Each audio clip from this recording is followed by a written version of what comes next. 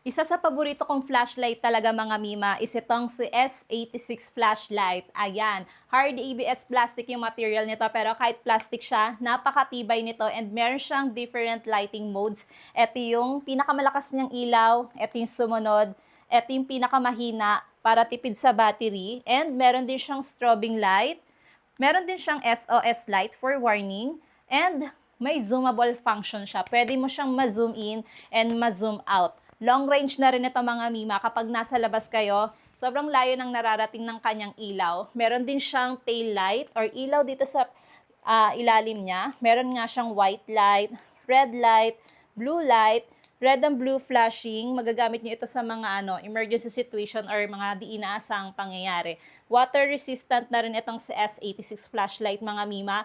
Rechargeable siya via Type-C. Pwede niyo magamit kapag mag-hiking, camping, for caving, kung nasa bundok kayo or sa bukid, sobrang magagamit nyo talaga ito. And kapag nag-brown out dyan sa inyo, matagal din itong malobat.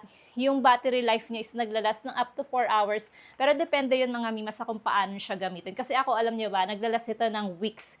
Kasi hindi ko naman din siya masyadong ginagamit. Pero kung tuloy-tuloy siguro, mas mabilis siyang malobat. Pero napakaganda talaga nito mga Mima.